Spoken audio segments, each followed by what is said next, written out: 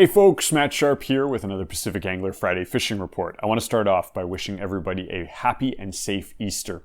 If it is nowhere near Easter, click up here. This is a link to all our Friday Fishing Reports, and I do it every week, so I probably got something closer to the date of you watching this.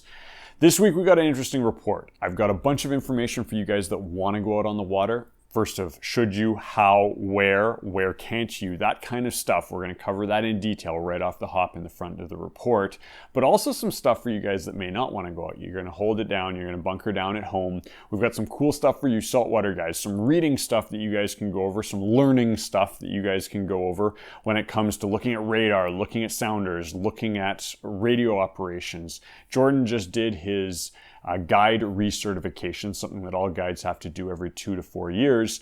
And he's come up with some cool ones. Most of the stuff that he does in that test, he lives and breathes every day on the water. But there's always ones that sort of pop back into your brain when you do a course like that. And he's going to share them with you. So even if you guys don't want to be a guide, it's something you guys can go over, something to learn right now when you may be stuck at home. On the fly fishing front, I've got 2 cool flies for you this week. Andre has a hilariously named one. It's called the G-string damsel.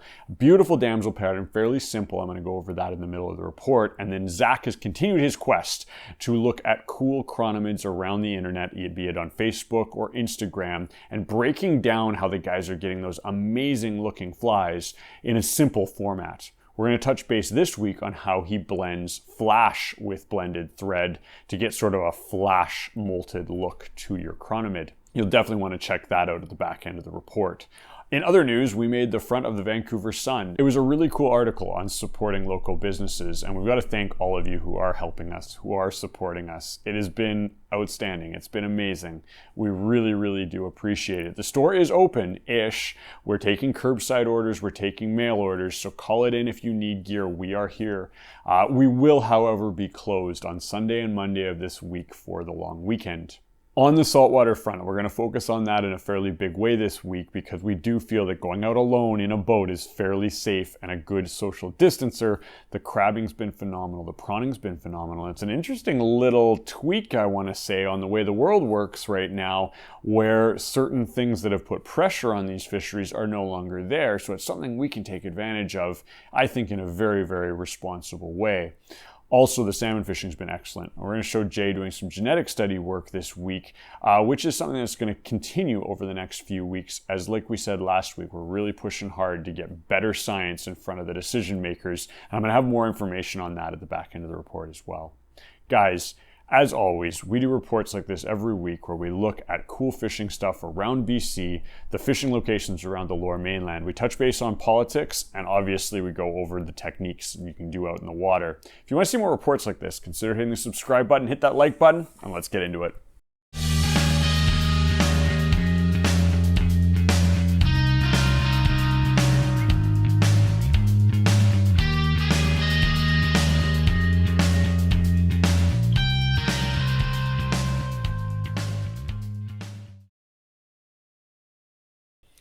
All right, so thanks for tuning in on Easter long weekend. I hope you guys are enjoying it. I hope it's safe. The big question is, should you go fishing? I know a lot of you guys are asking that. I think the answer is still yes. It just comes with a lot of social responsibility. I think if done right, if you follow the guidelines on the government page where you don't go in a car with a fishing buddy, you take separate cars, you pack your lunch, you aren't interacting with anyone out there on the river, you're not fishing in crowded spots, we talk about that a bunch, don't be these guys. I think it's still socially responsible.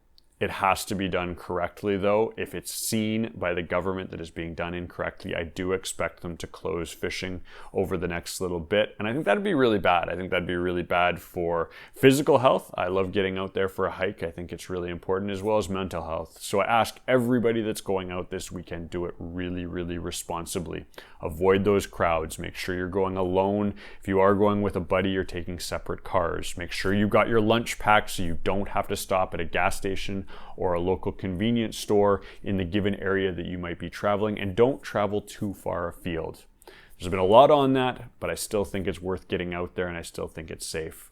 So with that in mind, where are you going to see the updates? Well, we did it last week, and nothing has changed, at least on the overall update. Currently, the Provincial Health Officer, PHO, has not issued any orders restricting individuals from angling and or hunting at this time. I'm going to leave links to this down below because that could change at any time. And so if you're going fishing on Monday, you're going fishing on Sunday, you're going fishing next Wednesday, and if you watched this, click on that, take a look, see where it's at. Now, one thing that has happened in the last 5 days is they have closed a number of the access points, boat launches, and parks. That's caused issues with some of our fishing because you just can't access those areas. And there's a fairly hefty fine related to messing with those rules. So I'm going to leave as well the BC Parks response to COVID-19 site down in the links below. Check that out if you've got, say, hey, we're thinking about going somewhere. It's going to list all of the areas. I think I've got it right here. Yeah, you can see here all of the parks, all of the areas with the basic restrictions of can you go there? Are there facilities? What's going on that front? So make sure you're educated if you're heading out there. Now, on the actual fishing side, when we look at the weather, I am giggling right now because it is going to be a beautiful time to spend some time on a porch if you don't want to go outside, or if you can social distance, do get outside, just do it right. But we're seeing the warmest weather of the year, and we're going to see 15, 13, 13, 13 right into the weekend with relatively warm evenings. And I always look at that because that's going to dictate a lot of your river levels as well as a lot of the fish activity in your lakes if you're heading out lake fishing.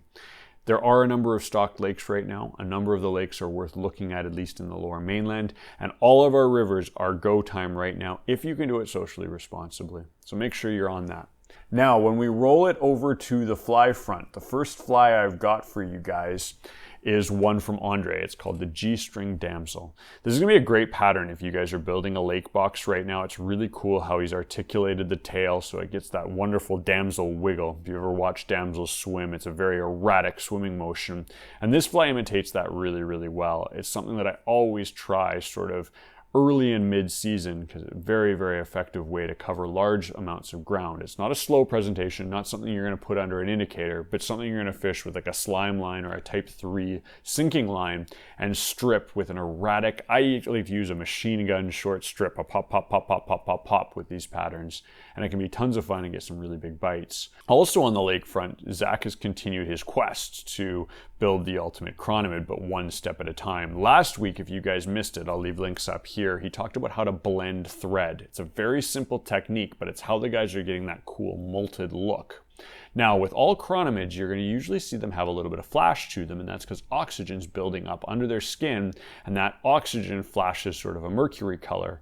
Now, we've found that that flash mixes in with their colors quite often, and being able to blend thread in with a flash, a hollow tinsel, is a really cool skill and a really fun way to tweak your chironomid patterns. I'm going to leave links up here, and then links to both flies down in this description as well. So if you're killing some time at home, definitely ones you want to put in the box.